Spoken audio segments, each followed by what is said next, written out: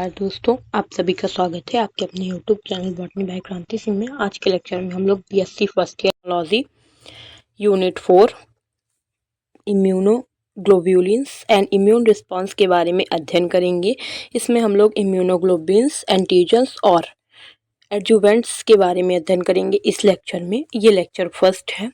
इससे पहले भी हम लोग यूनिट 3 कवर कर चुके हैं, जो कि हमारे प्लेलिस्ट में अवेलेबल है, जिसकी लिंक डिस्क्रिप्शन बॉक्स में दे रखी है। आप जा कर के ज़रूर चेक करिएगा। और इस लेक्चर का पीडीएफ और नोट्स हमारे टेलीग्राम चैनल में अवेलेबल है, जिसकी लिंक डिस्क्रिप्शन बॉक्स में दे रखी है। आप उसको भी जा कर के ज़रूर चेक करिएगा। तो हमारी ये जो यूनिट 4 है इम्यूनोग्लोबुलिन्स एंड इम्यून रिस्पॉन्स, उसके बारे में हम लोग अध्ययन करते हैं। 4-5 लेक्चर में ये यूनिट 4 भी कवर हो जाएगी। फिर उसके बाद हम लोग यूनिट 5 के बारे में अध्ययन करेंगे। फिर हमारी एक यूनिट सेकेंड जो है वो बची रह जाएगी। फिर उसको भी नॉर्मली उसको भी कवर कर लेंगे। फिर ये हमारा जो माइनर बायोटेक्नोलॉजी का ये सिलेबस है वो पूरा कंप्लीट हो जाएगा। तो चलिए आज के टॉपिक में आगे बढ़ते हुए शुरुआत करते हैं। Unit 4 immunoglobulins and immune response. तो यूनिट 4 का हमारे नाम है इम्यूनोग्लोबुलिन्स एंड इम्यून रिस्पॉन्स। तो सबसे फर्स्ट यही यूनिट 4 जो इम्यूनोग्लोबुलिन्स क्या होते हैं आखिरकार, क्योंकि यूनिट का नाम भी है तो उसके बारे में जानना तो मोस्ट इम्पॉर्टेंट है कि इम्यूनोग्लोबुलिन्स होते क्या हैं। तो ये ग्लोब्यूलर प्रोटीन को उनकी लवण घुलनशीलता के आधार पर 2 भागों में विभाजित किया गया है। ग्लोब्यूलर प्रोटीन को जो होता है उनको उनकी जो लवण में घुलनशीलता होती है उसके आधार पर 2 भागों में विभाजित किया गया है। एक तो होता है एल्ब्यूमिन, जो अत्यंत निम्न से उच्च सांद्रता में भी घुलनशील होता है। यदि निम्न सांद्रता होगी तो भी घुलनशील हो जाएगा और बहुत ज़्यादा सांद्रता होगी तो भी घुलनशील हो जाएगा। और दूसरा है ग्लोब्यूलिन, जो कि माध्यम सांद्रता के लवण में विशेष रूप से घुलता है। जैसे माध्यम ना तो ज़्यादा हो ना ही ज़्यादा कम हो, तो उस सांद्रता में ये घुलेगा। और ग्लोब्यूलिन को इंटर इलेक्ट्रोफोरेसिस द्वारा 5 घटकों अल्फा, बीटा, गामा, लैम्डा और फाइब्रोजन में विभाजित किया जाता है। इनमें गामा ग्लोब्यूलिन को इम्यूनोग्लोबिन भी कहा जाता है। गामा ग्लोब्यूलिन को क्या कहा जाता है? इम्यूनोग्लोबिन कहा जाता है। इम्यूनोग्लोबिन्स सीरम प्रोटीन होते हैं। अब जो इम्यूनोग्लोबिन्स थे जिसको हम लोग को मेनली पढ़ना, तो उसको होते क्या है? तो ये जो गामा वाली वो होती है ये ग्लोबिन, उसको क्या बोला जाता है? इम्यूनोग्लोबिन बोला जाता है। और इम्यूनोग्लोबिन्स सीरम प्रोटीन होते हैं। कौन से प्रोटीन होते हैं? सीरम प्रोटीन होते हैं, जो शरीर में बाहरी आक्रमणकारी प्रतिरोध प्रदान करते हैं और ये एंटीबॉडीज के भांति कार्य करते हैं। वर्तमान में इम्यूनोग्लोबिन शब्द का प्रयोग सभी प्रकार की एंटीबॉडीज के लिए किया जाता है। जितने भी प्रकार की एंटीबॉडीज होती हैं उनके लिए किसका यूज़ किया जाता है? इम्यूनोग्लोबिन प्रोटीन का यूज़ किया जाता है। एक बार मैं आपको अच्छे से समझा देती हूँ जिससे आपको और समझ में आ जाए। तो ये पहले बताया गया कि क्या होते हैं? ग्लोबिन होते हैं और एल्ब्यूमिन होते हैं। तो ग्लोबिन में क्या होते हैं? इनको इलेक्ट्रोफोरेसिस किया जाता है, तो इनको 5 भागों में विभक्त किया जाता है। अल्फा, बीटा, गामा, लैम्डा और फ्राइबिनोजन में विभाजित किया जाता है। इसमें जो ग्लोबिन को इम्यूनोग्लोबिन कहा जाता है। ग्लोबिन जो होती है उसको क्या बोला जाता है? गामा ग्लोबिन जो होती है उसको इम्यूनोग्लोबिन बोला जाता है। और ये इम्यूनोग्लोबिन क्या होती है? एक सीरम प्रोटीन होता है, जो शरीर में जो बाहर के आक्रमणकारी पदार्थ होते हैं उनसे प्रतिरक्षा प्रदान करते हैं। ये एंटीबॉडीज के भांति कार्य करते हैं। और वर्तमान में इम्यूनोग्लोबिन शब्द का प्रयोग सभी प्रकार के एंटीबॉडीज़ के लिए किया जाता है। जितने भी प्रकार के हम लोग एंटीबॉडीज हमको पता है उनमें सबका इम्यूनोग्लोबिन्स का प्रयोग किया जाता है। इसके बारे में हम लोग आगे और पढ़ेंगे तो आपको और आसानी से और अच्छे से समझ में आएगा। फिर उसके बारे में आगे पढ़ते हैं कि एंटीजन्स क्या होते हैं। अभी तो हम लोग आगे के लेक्चर में जो यूनिट 3 थी उसमें हम लोगों ने एंटीजन पढ़ा। अब आखिरकार एंटीजन होते क्या है इसके बारे में देखते हैं। तो एंटीजन ऐसे पदार्थ होते हैं जो हमारे प्रतिरक्षा प्रणाली को सक्रिय कर देते हैं। हमारा इम्यून सिस्टम जो होता है उसको क्या कर देते हैं? सक्रिय कर देते हैं। जब कोई एंटीजन हमारे शरीर में प्रवेश करता है तो हमारा शरीर उसे विदेशी मानता है और उनसे लड़ने के लिए तैयार हो जाता है। मान लो एंटीजन्स उनको बोला जाता है जो रोगजनक होते हैं, जो क्या पहुँचाते हैं? हमारे शरीर को रोग पहुँचाते हैं, तो इसलिए उनको एंटीजन्स माना जाता है। ठीक है ना? तो जैसे ही ये इम्यून सिस्टम को सक्रिय कर देते हैं, क्योंकि जब ये हमारे शरीर में प्रवेश करेंगे तो हमारा जो प्रतिरक्षा प्रणाली होगा, इम्यून सिस्टम होगा, उसको क्या समझेगा कि विदेशी पदार्थ है, पक्का ये रोग फैलाने आया होगा।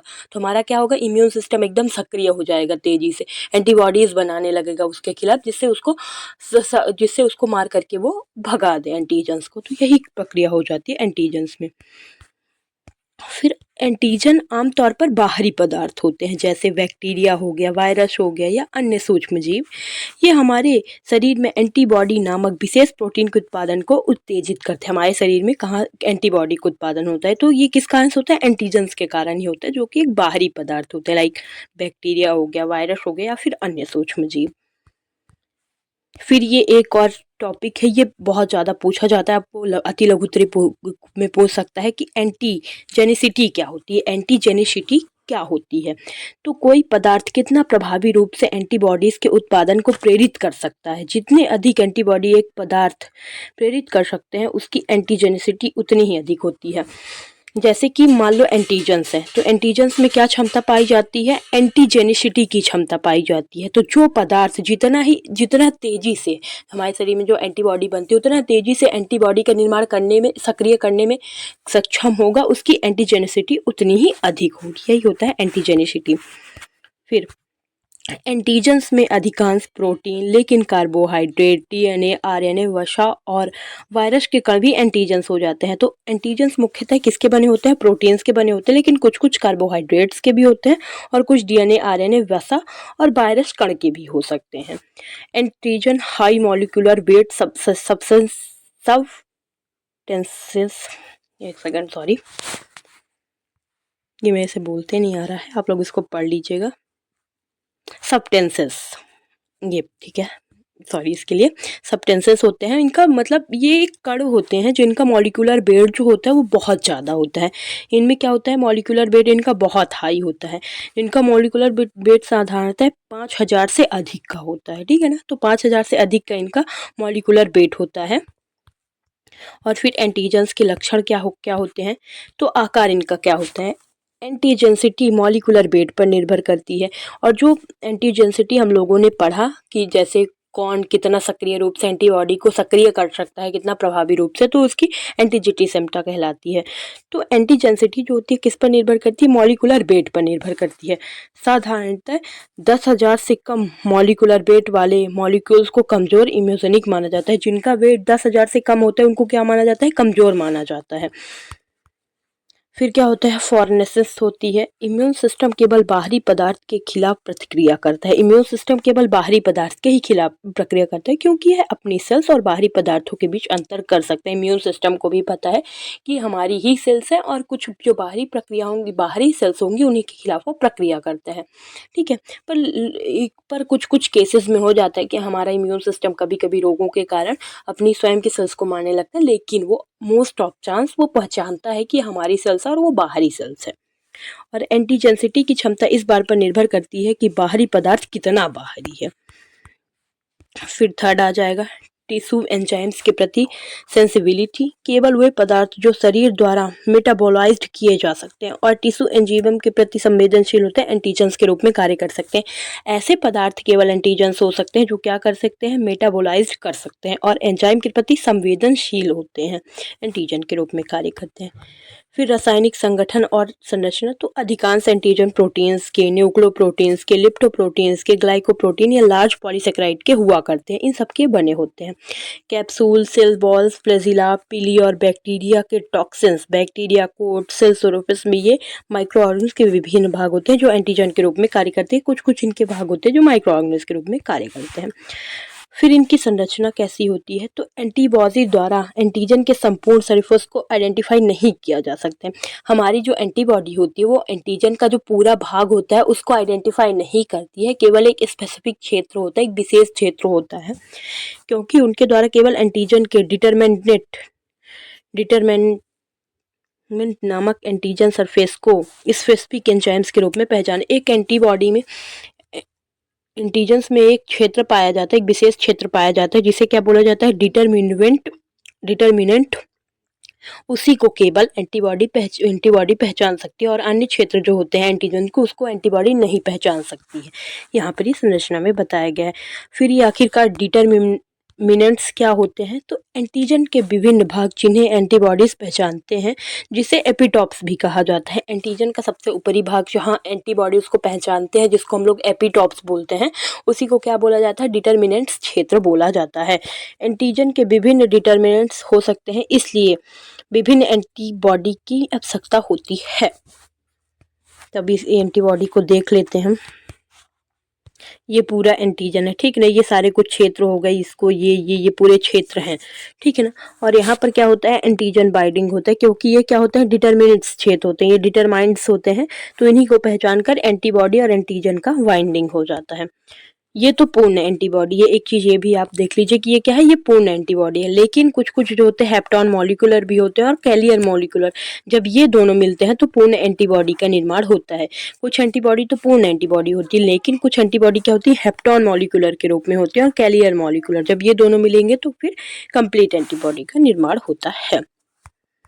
तो हेप्टोन क्या होते हैं, निम्न मॉलिक्यूलर वेट वाले एंटीजन होते हैं। जिनका वेट 10,000 से कम होता है उनको क्या बोला जाता है, निम्न मॉलिक्यूलर वेट वाले एंटीजन। एंटीजन कितने प्रकार के होते हैं, सबसे पहला होता है, अभी हम लोगों ने आगे बताया कि एक कंप्लीट एंटीजन होता है जिसे हम लोग इम्यूनोजन भी कहते हैं।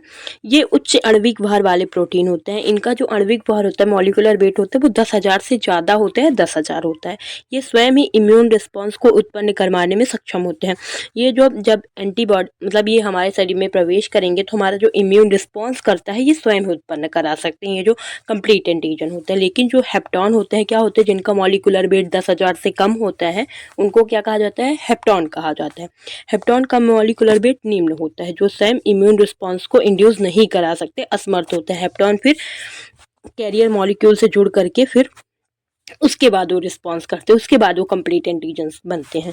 फिर एंटीजन्स के कार्य क्या होते हैं, तो इम्यूनोजेंसिटी। एंटीजन शरीर में इम्यूनिटी को उत्तेजित करता है। एंटीजन हमारे शरीर में जैसे ही प्रवेश करेगा तो हमारा प्रतिरक्षा प्रणाली सक्रिय होगा और इम्यूनिटी को सक्रिय करेगा, उत्तेजित करेगा।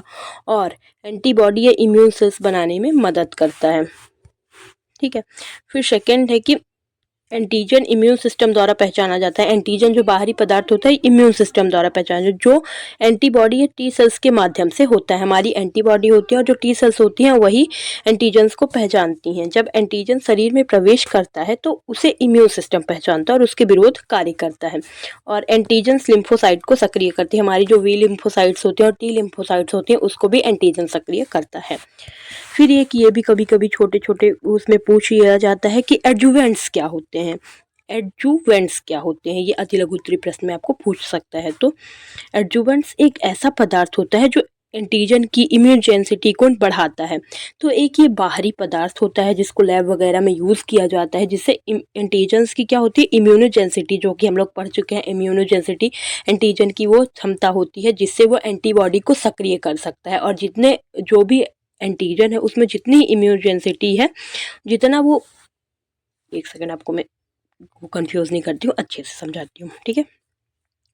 तो इम्यूनोजेंसिटी जो होती है एक ऐसी क्षमता होती है जो कि एंटीजन्स में पाई जाती है। जैसे कि वो एंटीबॉडी को जितना वो सक्रिय कर सकते हैं, कोई एंटीजन है वो एंटीबॉडी को जितना सक्रिय कर सकता है उसकी इम्यूनोजेंसिटी जो होगी वो इतनी ही ज़्यादा होगी। तो इसी को बोला जाता है इम्यूनोजेंसिटी। तो एडजुवेंट्स ऐसा पदार्थ होता है जो कि लैब में यूज़ किया जाता है एंटीजन की इम्यूनोजेंसिटी को बढ़ाने के लिए, जिससे वो एंटीबॉडी को बहुत प्रभावी रूप से तेजी से सक्रिय कर सके। यह प्रतिरक्षा प्रक्रिया को मजबूत करने में मदद करता है। एडजुवेंट्स नॉन एंटीजेनिक पदार्थ में इम्यून रिस्पॉन्स को बढ़ाते हैं, एंटीबॉडी की मात्रा बढ़ाते हैं और लंबे समय तक सक्रिय रहते हैं। फिर और क्या होता है, सेलुलर इम्यूनिटी को बढ़ाकर शरीर को अधिक सुरक्षा करते हैं। कभी कभी एडजुवेंट डिजीज को भी ट्रिगर कर देते हैं। एडजुवेंट्स के उदाहरण क्या होते हैं, एल्यूमिनियम हाइड्रोजन और एल्यूमिनियम फास्फेट। यह सबसे सामान्य एडजुवेंट्स है जो वाटर इन ऑयल एल्यूमिनेशंस में प्रोटीन एंटीजन के अपक्षेपण के लिए उपयोग किया जाता है। तो यही हो जाते हैं कुछ एडजुवेंट्स। तो आप, आई होप आपको ये वीडियो पसंद आया हो। अगर वीडियो पसंद हो तो वीडियो को लाइक करें, चैनल को सब्सक्राइब करें। यदि कोई डाउट है तो आप कमेंट करके ज़रूर बताइएगा। Thank you for watching. Please like share subscribe.